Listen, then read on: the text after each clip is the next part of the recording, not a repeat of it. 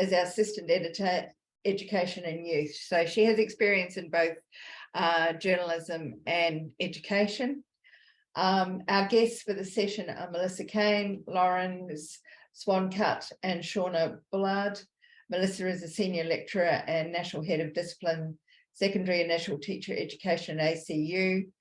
Loren is an inclusive education specialist and a doctoral candidate at QUT, national convener of the School Inclusion Network.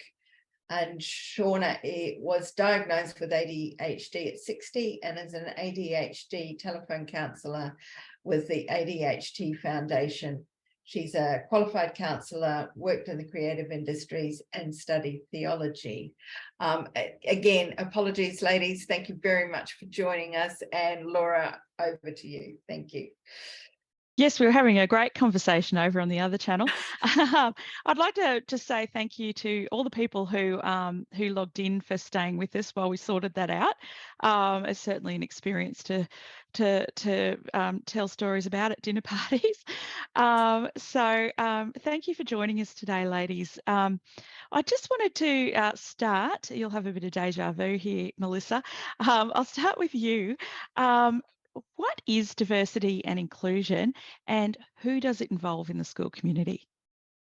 Okay, Laura, thank you. And as much as it's nice having being able to talk to ourselves, it's much nicer to be able to talk to a wider audience. So we'll do take two on that one.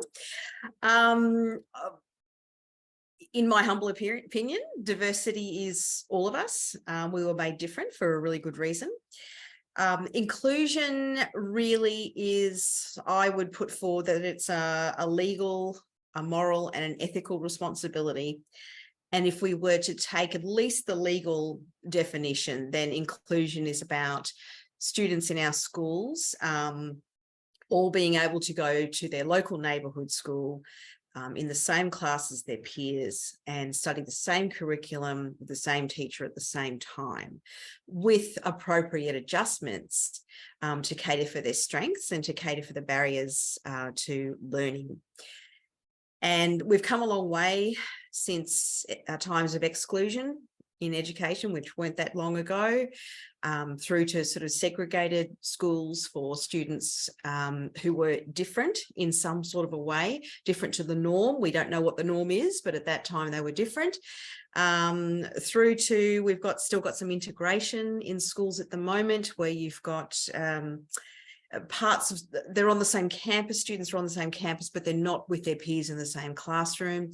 And we're not quite there with Italy and Canada as far as full inclusion, because we have these special schools and sort of pods within mainstream contexts. Inclusion is involving everyone who is a stakeholder in a child's education, from parents and carers through to teachers, school staff, principals, medical professionals, visiting teachers, government. So it really goes back to the first standard, know your students and how they learn, and gather that information to assist their learning. I love that, starting with the idea that diversity is everyone. It's not them, it's everyone. It's a really lovely sentiment. Loren, I'm going to ask you now. So as a Christian or a person who works in a religious education setting, do we have a responsibility to be inclusive, and why? Yeah, absolutely. Everyone, regardless of faith or education setting, has a responsibility to be inclusive. As we've just heard from Melissa, there's actually legal frameworks, both internationally and domestically, that require that of us. But I think also outside of that sort of legal obligation is, as Melissa mentioned, that sort of moral and social obligation as well. For me, being inclusive is about being human. So it's a fundamental, non-negotiable part of humankind for me, and that we regard everybody with dignity and respect, and that we afford all people with equal opportunity, which obviously aligns perfectly and is emphasised further in proclamations relating to everyone being created in God's image, and the requirement of all of us to serve all of God's children in our schools, and not just some of God's children. and that everyone is worthy of the message and work of God and Christianity in our schools. And we should be reflective of that in our own personal practices and in the practices in our school. And therefore we should see that full breadth of diversity, as we've just touched on before, represented in our Catholic schools, and that our students and families should feel very welcome and valued and able to contribute to those school communities. Very much so. Did anyone want to jump in and add anything to the conversation at this point? Shauna, I'm just going to ask you now, because I know that at the moment you're specialising in ADHD counselling and advocacy, but in the past you've also studied some theology. So do you see Jesus as setting an example of being inclusive, and how do you sort of see that? Absolutely. I think one of the most powerful things he ever said was that we are all sons of God. And back in the day, women were just someone that was owned. They couldn't get an inheritance. They couldn't own land. They couldn't do anything. And for him to call us all sons of God meant that women, it totally shook the cultural norms. And it was saying that women deserve an inheritance. They deserve to be able to buy land. They're free people. So he was actually the first true feminist. He also had, when you look at his disciples, they came from different backgrounds, from fishermen to doctors to journalists. So he certainly didn't discriminate. And then when you look at the people that he advocated for, you've got people from adulterers to lepers to even tax collectors, and he still accepted everyone as being equal. And, you know, like in Galatians, it says that that we're all sons of God. There's no Jew nor Gentile, slave nor free, male or female, for we're all one in Christ. So his example that he set, that he never turned anyone away. He would say, let the little children come. And he would rebuke people that were discriminatory. The two things he really didn't like was hatred and exclusion, because he was just so all-encompassing. And he would heal anyone from a woman bleeding to a leper to a blind person. He had no discrimination at all. And his message of unconditional love is something that the Bible teaches, and the Bible's written for believers. So we are the ones that lead by example about what it means to have unconditional love. Absolutely. Shauna actually shared a couple of Bible references with me earlier today, and I'll just pop those in the messages box. When we're talking, I just want to narrow it down a bit now, and I just want to ask, I might start with, actually, I'm going to swap around here. I'm going to ask you first, Loren. What does real inclusion look like, specifically in the religious education classroom? How can we make it work there? I don't think it's any different in relation to any other subject area, but I think making sure that we are creating classrooms and religious education classrooms that are welcoming of all students and that provide them with opportunities to feel valued and a sense of belonging in those classrooms, which then means creating that psychological and physiological safety where they feel that they are able to contribute their perspectives and ask questions and have their voices heard and represented within those teachings, and that they're supported to be able to communicate in whichever means that is best for them. So that might mean using some flexible methods and materials to make sure that we are hearing the voices of the full diversity of students in those religious education classrooms, and that they're having the opportunities to experience those regular religious education curriculum offerings and activities and tasks, because sometimes we know that for some diverse students, we tend to limit some of the opportunities that are afforded to them. So making sure that we are sort of stretching that lens out to all of the educational offerings in our school and making sure that religious education is one of those offerings that is universally designed and made accessible to all students to access and participate. So I'm just thinking of that student who is on the spectrum and is given to very literal or almost sort of rude comments. How do we deal with that?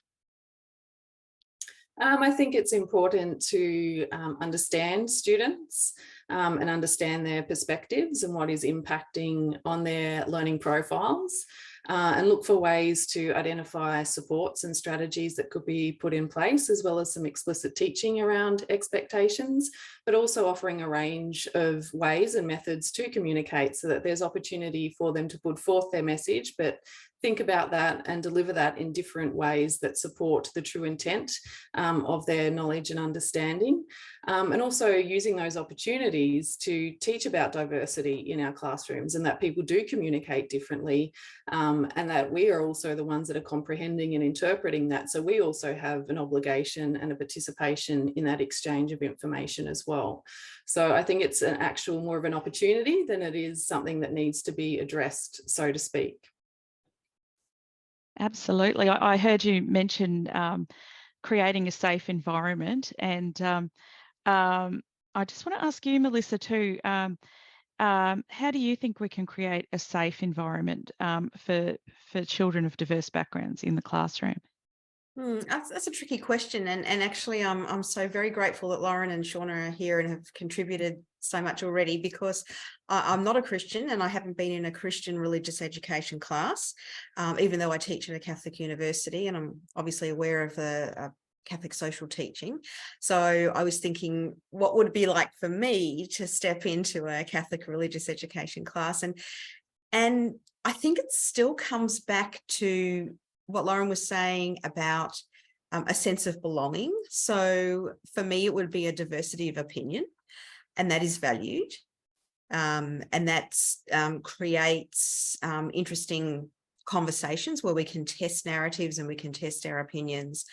I think still coming back to the same thing, in that if you were to get to know someone, all aspects of someone, and that you put forward their strengths, rather than thinking you are the other. And so how do we deal with the other? Breaking down that barrier of us and them, I think would be the first thing, so that students do feel like, I am an authentic part of this class. I'm not someone that has to be dealt with or has to fit in. So access to inclusive education is one thing, but equitable participation is really what we're after. And has anyone ever commented about this to you, Shauna, respecting confidentiality, but have you had feedback about whether people experience this in your counselling role? Yeah, definitely. It's really heartbreaking how many parents have contacted me when the school has supposedly put in adjustments to help their children with ADHD or autism, and the teachers aren't practicing it. And I'm talking about schools across the board. This isn't like just about Catholic schools, because I don't actually know what schools most of these children are going to. But it's really difficult when the children are psychologically being damaged, are being ostracised, are being bullied and physically bullied. For one example, a parent bought sound reduction headphones for his son. I can't think of the right term for that. And he was to wear them in the classroom to help with the sensory overload so that he wouldn't lose it. And the teacher just kept coming and pulling him off him and telling him he's got to do his work. And the whole story is just horrendous. So for me, I think one of the best ways is that principals get their staff trained with something like ADHD and autism, because when I did ask a teacher I spoke to on the helpline one day, how much training do you have in ADHD and autism? She said, one module. I went, okay.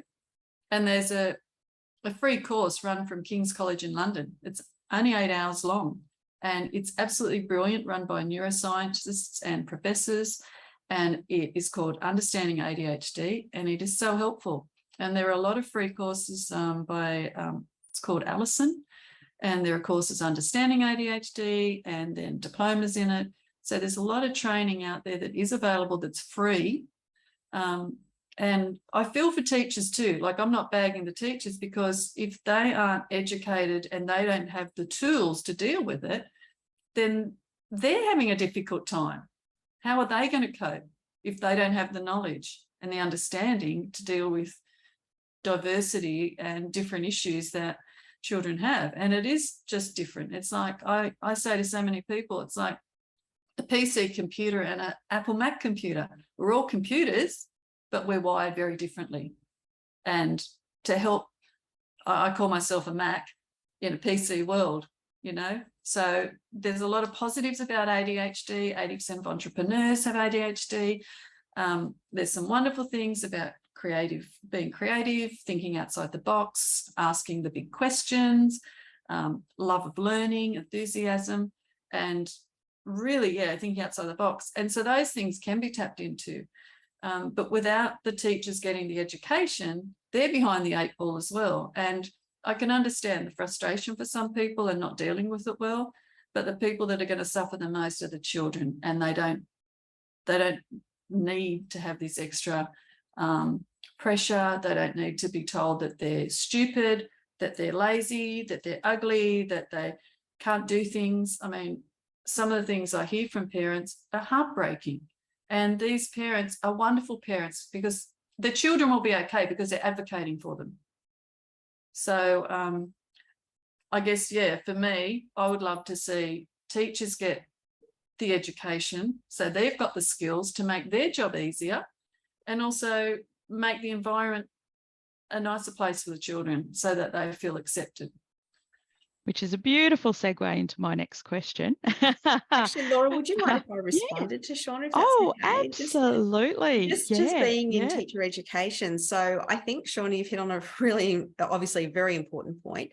I would say that in the last 8 to 10 years, that has improved immensely, although it's never enough time.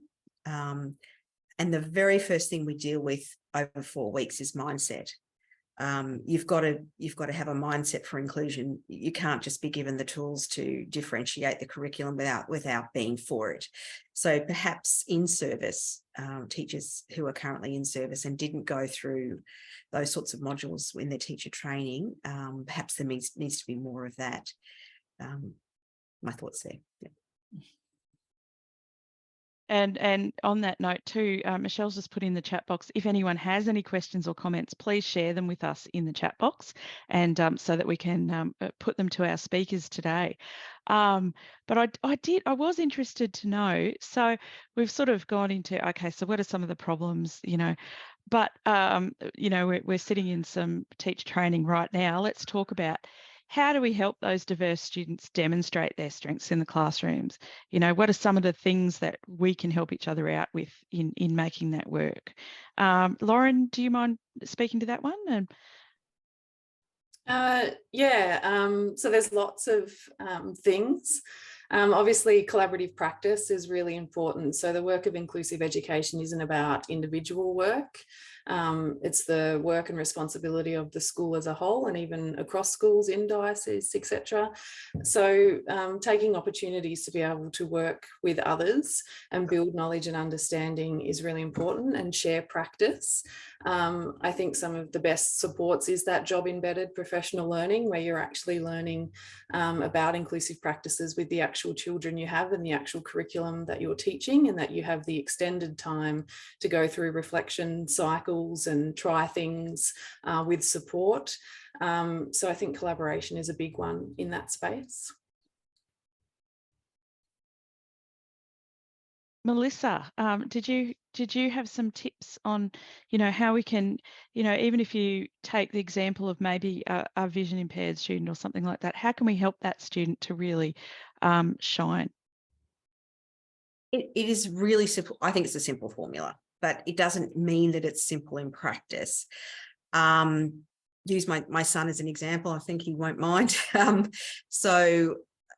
Low vision, was blind, has low vision, has a tremor, an action tremor. So in primary school, being made to handwrite. It's almost illegible. What is the reason for this? We're in a great age to be blind, honestly, because we've got assistive technologies left, right and centre. And it wasn't until, I think his year 3 or 4 teacher said, this is ridiculous. Let's just move straight to a laptop, which was fantastic. He could engage with everything. Once again, a mindset in high school where digital copies of everything. And I think I might have written this in the article, that here's an example, not with my son, but a friend's son. A geography teacher was saying that geography is a visual subject. It's just the way it is, which is mindset problem. So the parent went and printed a bunch of 3D models for geography. Not only did that assist students who couldn't see them properly, but pretty much everybody in the class, they learned in a different way. They learned in a tactile way. So very often those adjustments will assist more than just the one student that you're targeting it through. And I know Loren mentioned universal design for learning, and that's the whole basis of this, is that you design something to fit all profiles, not just your average, because there is no average. And Laura, I've actually forgotten the question. Sorry. No, but you answered it beautifully.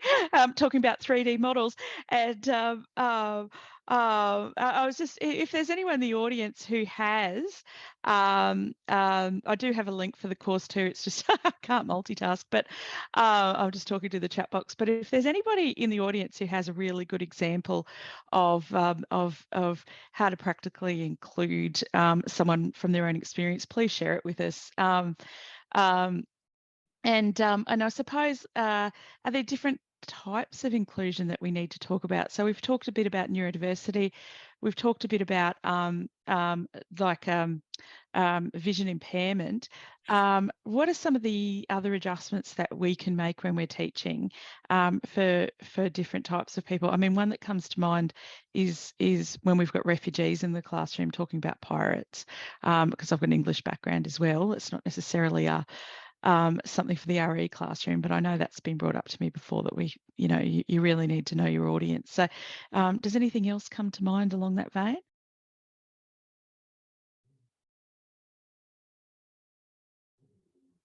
I was going to suggest a growing issue, I think, anxiety amongst students. If someone has great anxiety presenting their English essay or whatever it might be to the class, provide some differentiation there, perhaps allow them to record it in the comfort of their own home. There are lots of little tweaks you can do. It doesn't mean that there isn't not an equitable outcome, because they're still reaching the same learning outcomes. Absolutely, and the good old more time. I think that's a really Can hard one. I'm just stating the obvious here, because I'm Yes. thinking of the Ukrainian student I've got in year 11 in my RE class, and a few other autistic students in year 10. I think it's really important to have the conversation with them, for them to be assured that you know what their issues are, and together you can collaborate, say, with assessment on how we might assess them. What do they think is doable? And I think that helps a lot, if they know you know, and you're willing to make consideration of that, I think. That's a great point, because that's a classic counselling thing too. You always ask your client where they're at, what they've tried, what's worked for them, and is there anything that they have questions about, and how can we move forward together? How can we enhance things? But also checking with them at what they've tried, what they know first. And so what you said is an absolutely wonderful point about inquiring of the students what they need, what's going to help them, what's going to benefit them. And that's because we don't have all the answers. Yeah. I don't have all the answers. If I ask somebody, then they can educate me, and they can tell me what's going to work for them. And that supports their development of self-determination and self-advocacy skills, which are skills that are going to serve them well as they continue throughout schooling and into the community. as well, providing them with authentic opportunities to start to identify barriers and voice their opinions and requests to overcome those barriers is really important for them in their life moving forward. Yeah, absolutely. Do we have anyone in the audience who's a primary school teacher? Because you know, when I'm an ex-high school teacher, you know, kids are much, not always, but you know, especially as they get older, they can actually have that conversation with you. But can anyone describe some barriers they've come across in the primary school, or some good experiences they've had in the primary school? Maybe pop a comment or flick on your mic.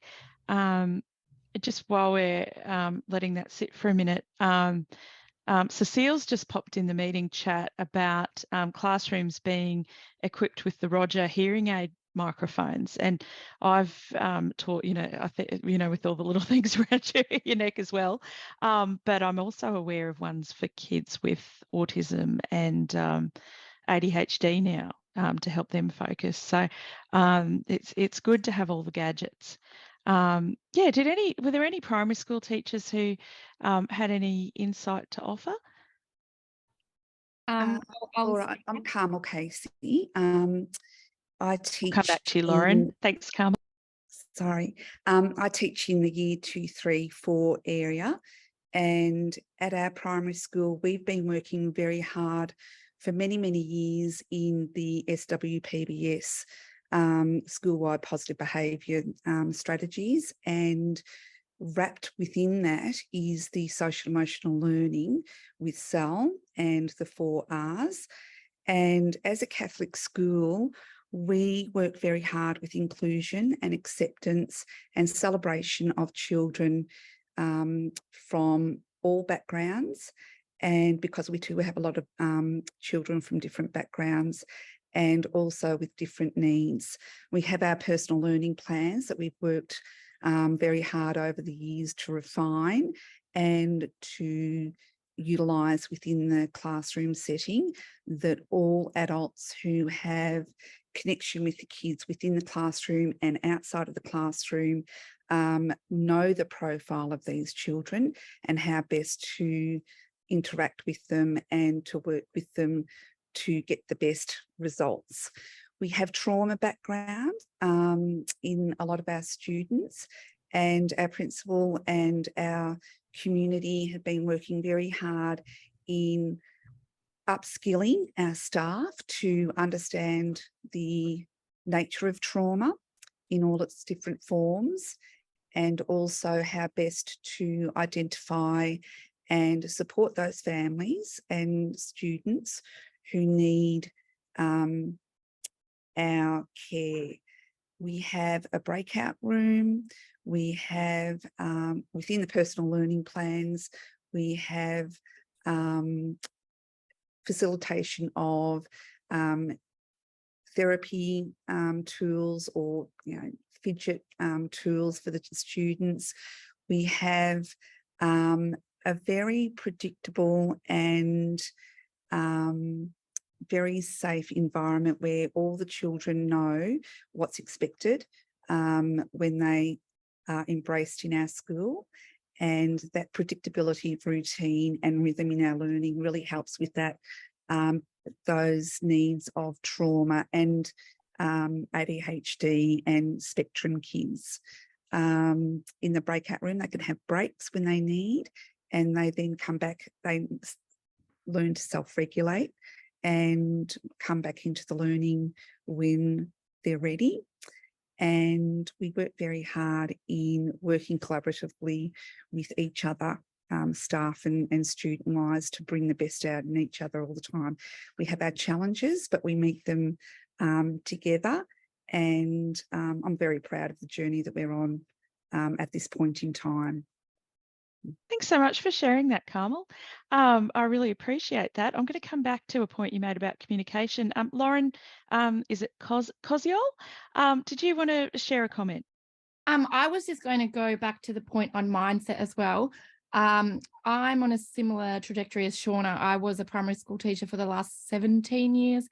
I'm finalising my Masters in Counselling and Play Therapy. So at the moment, I'm on placement in that different role. I've always been quite neurodiversity affirming in practice and worked in schools that will say they're trauma informed and working to be inclusive. But similar to what Melissa was saying in the teacher education space, there is often inconsistencies with what that actually means and how that looks. And so we, from the student wellbeing perspective, may put into practice adjustments for certain children. And then you hear from the children themselves or the students that, you know, teachers will say something along the lines of, you're just playing, or you're taking advantage of that sensory space. My rules, my way, you don't need that, which then creates in the student a sense of further confusion rather than entitling and empowering them to have that self-enhancing behaviours, recognizing when they need to step out for regulation and having the autonomy to do so, which, as we know in practice, most commonly will bring them back faster than when they enter into a power and control type of a struggle. So I think it's really a complex issue that we're on the cusp of trying to implement in primary schools. We try to proactively say we're all inclusive and we're understanding of diversity practices. But I've certainly seen both sides of the scope. And, you know, you work with the parents and they sort of can meet you and say, wow, you're really advocating for my child, but my child is not getting that same sense in the group dynamic, which is an understandable struggle because I've been in the teaching space as well for that time, and you are accountable to your whole class, and there's moments in the day that you can't be as co-regulatory as perhaps that student is exhibiting at that time. But yeah, I'm just really enjoying this perspective because when we try and put it back to the Catholic lens, that we do welcome and accept all and understand that neurodiversity is just another type of diversity. So it is that everybody on the landscape, like we wouldn't have diversity if we were all the same. So that's the underlying principle, I think.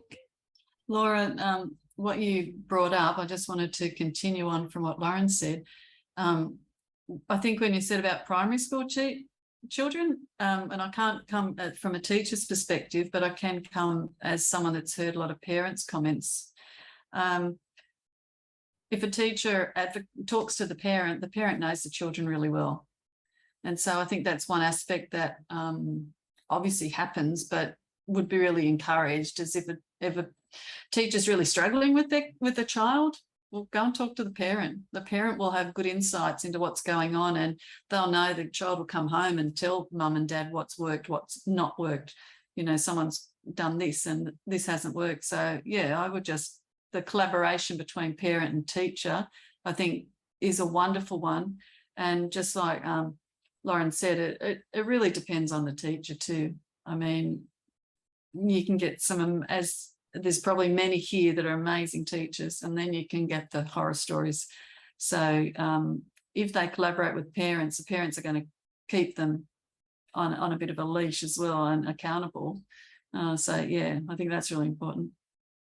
I'm sure I would say that, sorry to interrupt, that being proactive is much better than waiting until something, you know, there are issues. Yeah. I used to get parents to write to me, or have a podcast, whatever they want, tell me about your child. And they'll always start off with, oh, he's really funny and he's really good at this. And, you know, they'll always start off with the strengths. And so if teachers are able to be proactive and have meetings before the school year starts and periodically throughout the year, that's much better than waiting until something happens and then trying to work out what works. Most definitely. So I can see there's a really strong thread there in all of those comments, probably about the last 6 comments, really about communication and the importance of communication in making diversity work, I suppose. there was one other thing I wanted to ask about, and that was because when we talk about religious education, we talk about what goes on inside the classroom, but there's also the life of the school, the faith life of the school outside of the classroom, and that's often quite challenging because it involves changes in routines and things like that. I saw a really beautiful thing yesterday at my children's school where they have I actually am not aware of his situation, but he's a profoundly disabled young man in grade 6 whose disability affects his speech. And but he delivered the welcome to country at assembly, and it was really quite a beautiful moment. And I thought, oh, what a wonderful way to get him participating, you know, especially when he's the only boy in a class of, you know, 25 girls or something. So I'm just wondering, what do we need to be aware of when we're dealing with the faith life outside of the classroom, and what are some things that we maybe could improve upon? What are some things that are some good ideas, best practice that we can share? I'd like to talk about the school culture, because I think that makes a difference. So my daughter did year 11 and 12 in a Catholic school, and I have to say it was the best school she had ever been to that had a culture of no bullying. And it went to, if anyone even commented nasty about a teacher, the students would be on that kid saying, we don't talk like that in this school. So the school culture, I think, is really powerful. And I was just so grateful to see my daughter in that environment and flourish and grow and just blossom. I think it's really important that we forward plan our extracurricular activities and events so that we actually have the time and opportunity to make sure that we're considering the full diverse population of our students, and designing in or building in opportunities for all students to have valuable social roles in those events, and that everyone's given the opportunity to access and participate.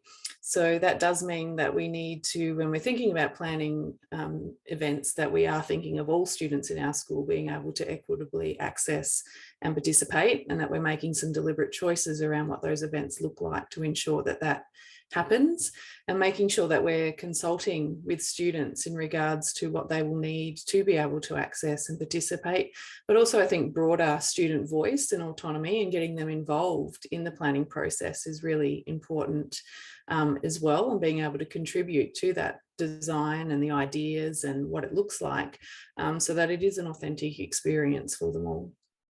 And I just wanted to add, faith is such an individual thing. So every person's relationship with God is going to be their own personal relationship with God. And you're going to get people that are going to be have a really strong relationship with God, and their life, the fruit of that will be seen. And then you're going to get people at the other spectrum that it's not going to be so. So being human, we're also going to have a lot of hiccups. It's not going to be a perfect world. The school environment's not going to be perfect. People will try their best, but at the end of the day, we've got imperfect people just doing their best. And I think, yeah, in regards to faith, it is such an individual thing. And everyone, I suppose, is accountable to God for their own life. I heard this really beautiful quote when I was interviewing for the upcoming edition about now inclusion is now what is it? Inclusion, it's being invited to the party. No, what is it? Has anyone heard it before? Being invited to the party, but and also being invited to dance. And then one of my interview subjects says it's more than that. It's being on the planning committee.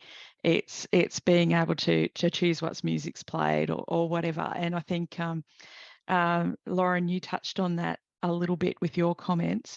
And I also noticed, so we've sort of talked about communication, and we've talked about planning ahead as strategies that people can use. And I think that ties back to what you said at the very start, Melissa, about mindset.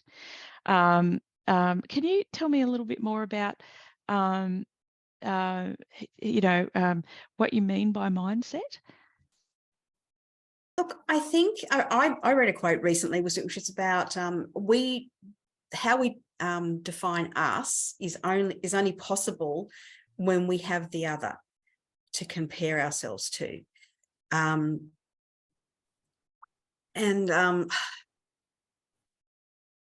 Sorry, state the question again, please, because I know I'm going to go off track. Yeah, no, that's all right. I was just asking you to explain that idea about mindset.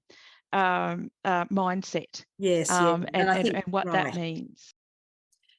So I think if we come to it with a mindset that there is the right way to do things, the right way to act, the right way to dress, and then there are the others that do not do that, then you've already got that separation. I know I've taught students in the past who would say, look, I don't really need to do this unit because I'm not going to be teaching those kids. Well, those kids are our kids and they're in every classroom at every school. Or even just being, look, dare I bring up Pauline Hanson, with those kids should be in another setting. So just the exclusionary thoughts there, it doesn't mean it's easy and it doesn't mean we've got it together all the time, but at least coming at it from a perspective that there is no reason to emphasize the others. There is no reason to keep people out of the party. And I think some of our young pre-service teachers, when they become parents, see things very differently. Sorry, that was a little garbled. Oh, no, I hear you about, I tell you what, young teacher me and much older teacher me are very different teachers. I just had a thought then about, well, I just want to go back to that point about parents. Have we got any tips from the audience about good ways to deal with parents or good experiences? Because I know when you're in the classroom, dealing with parents is actually one of the scariest things you can do. So have we got any advice for each other on how to deal with that? And I do know we've already made the point of getting on the front foot. Do we need to hide from parents, or is there another way to do things? Hello, I'm from Our Lady Hub of Christians in Windaree in Ballarat. Thanks, Lee. The way that our school very strongly, particularly post-COVID as well, when our relationships with parents grew more strongly, because we needed to speak to them a couple of times a week and have those conversations. It all comes down to relationships. And as a teacher and new teachers coming into our school, whether they have experience or if they're new teachers, we work together as a staff about how do we build those relationships with parents so that they're trusting, that it's not about, oh, I've got to have this to gain brownie points.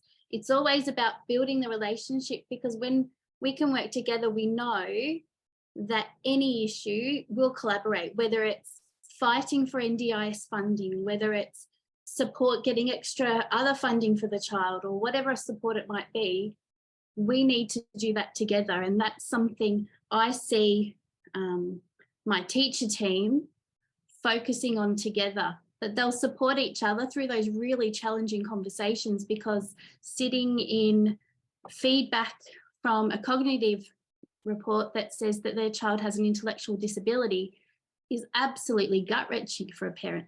But our teachers will sit with them and walk with them through that journey. And that is part of what it means to be a teacher in our school. And I would hope that I would see that in other schools as well. Lee, since you've had that, have you been long enough at your school to notice whether there's been an increase or a decrease in angry parents since you've sort of had that attitude? I probably wouldn't call them angry parents. I would say that we spoke about parents as advocates. It's parents, they're Jack Russells for their children, that they will do everything they can for their child. And sometimes it blinkers that other people have other needs as well. But it's having those relationships means that when there's a situation that could be seen as stressful, confronting, concerning, that it's never one teacher working, we're always together.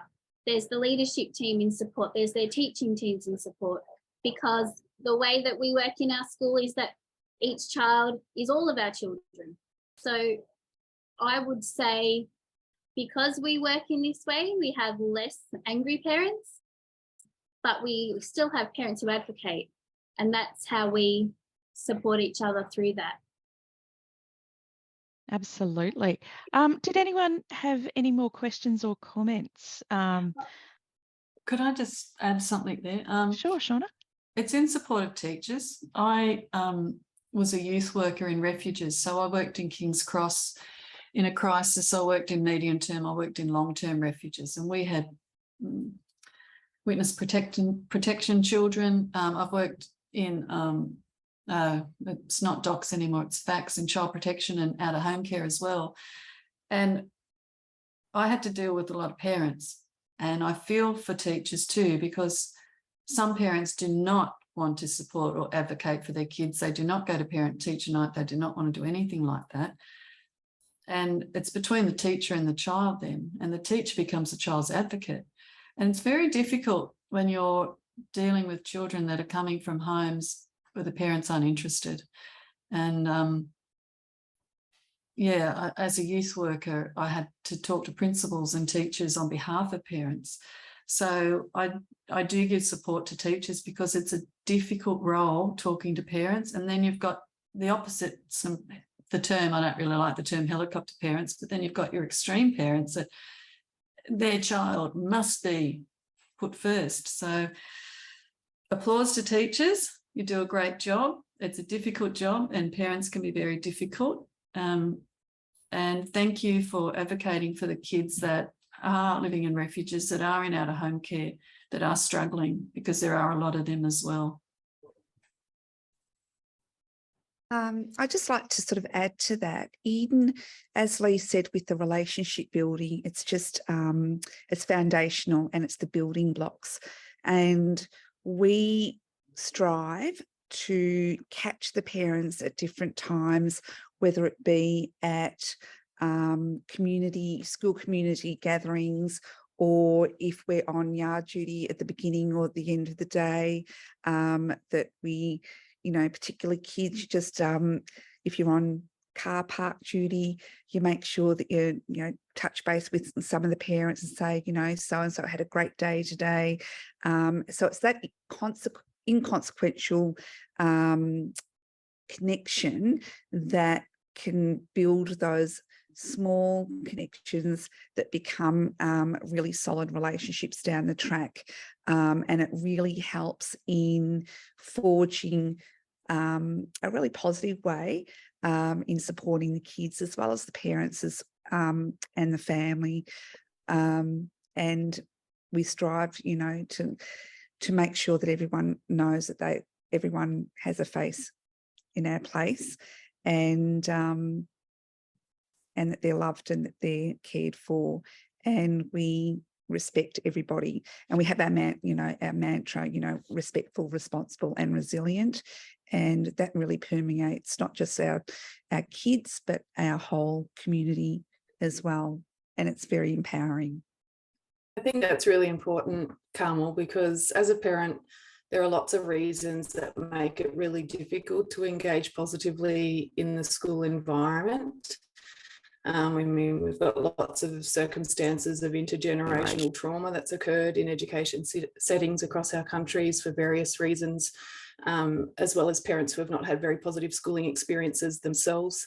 There's also huge social capital variances between teachers, the language that we use, the things that we talk about, and their ability to understand and engage and contribute in that, and the anxiety and the pressure that they feel around that. So I think it's really important to think about parents and parents who might come across as parents who interact in difficult ways, but actually to think beyond that immediate behaviour that you're receiving from them, or the way that they communicate with you, to really understand what's sitting behind that, and then looking at ways to break down those barriers, as Carmel mentioned, and be creative in the ways that we're connecting with our parents and our communities. That's not just the traditional old school cross the table parent teacher type forums, and start to build that relationship and that trust and that reimagining of what school is now and what could be for their children, even if that is quite different to some of the experiences that they've had themselves and across their generations in their families. And I have to say, communication is exhausting. It really is. Language fails us. We don't have enough words to explain different emotions or different things that are going on. And non-violent communication is such a wonderful training to do, but takes a long time to learn it. So I think, the best you can do is start learning, keep learning, and just keep trying your best. Communication is really exhausting. I was going to add something just between the last 4 comments, and Loren, Shauna, Carmel and Lee. For the most part, it's the parents and carers who know their child the best. And so not engaging with that knowledge is to your peril. There's also the advocacy problem in that young students are not going to advocate for themselves, particularly students with disability. No way. And really, it's only about sort of mid-high school that they learn to do that. And so their parents must advocate on their behalf. And if you see that parent coming towards you and you say, oh, here comes so-and-so again, that's because they've got a wealth of knowledge they need to share, and it's important they do so. So it shouldn't be something negative. It should be something you should be using. Absolutely. I saw that Melissa had her hand raised. I did, and it was about that. Yes. So it's all finished. Yeah. Oh, it's you, Melissa. Oh, Michelle worded me up, and I thought it was a Melissa in the audience. Sorry, Melissa. I love that point, by the way. I've had the experience of being on both sides of the fence since I've had kids, and I can always hear the teacher's voice in my head going, oh, here she comes again, Look, I'd really like to say thank you very much. I'm just going to hand back to our editor, Michelle, to finish off the session. But it's been, these sorts of conversations that are difficult conversations and broad conversations, that must be had, are also difficult to have. So thank you for all your input today. And there's been some excellent points there. I hope the people in the audience had something to go home with. And I'll pass over to Michelle. Thank you. Sorry, just had to unmute myself. Thank you very much, everyone. That was absolutely fascinating, and I'm sure people got lots of information out of it. Thank you, Melissa, Loren, Shauna, for your time and your commitment to students. So just some housekeeping. The video will be available if you'd like to share it with other staff at your school. Give us a few days, it'll be up next week. For those working in the Victorian Diocese who have registered for accreditation, we'll upload your attendance to the TAPS platform. Please encourage others to get in contact if there's anything we can do to help with accreditation in your own diocese, although many are already accredited. We're coming to the end of term 2, so our next session will be in term 3 on Tuesday the 1st of August. It's tips for running a successful retreat. Our guests are still to be confirmed. We're trying to have 2 a term.